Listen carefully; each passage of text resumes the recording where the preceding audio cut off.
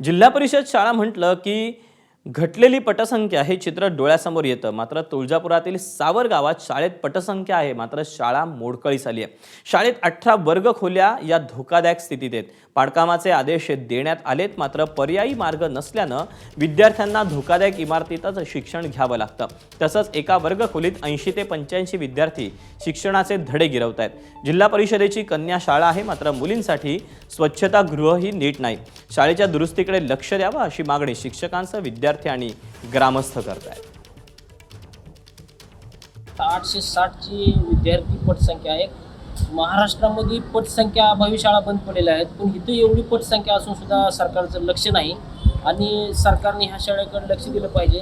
तसेच ह्या सावरगावच्या 18 खोल्यांचं निर्लक्षण करूनही जे संबंधित अधिकारी ह्याच्याकडे लक्ष देत नाहीत आणि अशा भयानक शाळेमध्ये विद्यार्थ्यांना शिकायची वेळ आलेली आहे। तरी माननीय मुख्यमंत्री साहेबांनी याकडे लक्ष दिलं पाहिजे आणि लवकरात लवकर शाळेची दुरवस्था ही चांगली केली पाहिजे। 850 विद्यार्थी संख्या असूनही येथे वर्गखोल्या त्यांना अध्यापनासाठी वर्गखोल्या उपलब्ध नाहीत।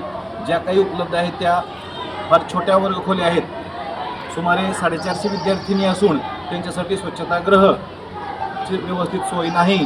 तरी प्रशासनाला एकच विनंती आहे की या आमच्या कमतरतेकडे लक्ष देऊन या विद्यार्थ्यांना योग्य प्रकारचं ज्ञानार्जन घेण्यासाठी संधी उपलब्ध करून द्यावी ही विनंती। शाळेच्या वर्गखोल्या खूप अपुऱ्या आहेत। प्रत्येक वर्गाची पटसंख्या ही 80च्या आसपास आहे। म्हणजे अ ब म्हणलं तर 2 वर्ग लागतात, पण या ठिकाणी एक सुद्धा वर्ग घेण्यासारखी या ठिकाणी शाळेची परिस्थिती नाही।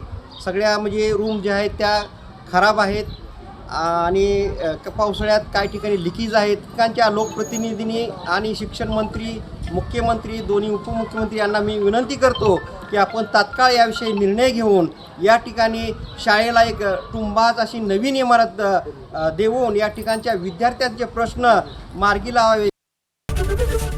एबीपी माझा, उघडा डोळे बघा नीट।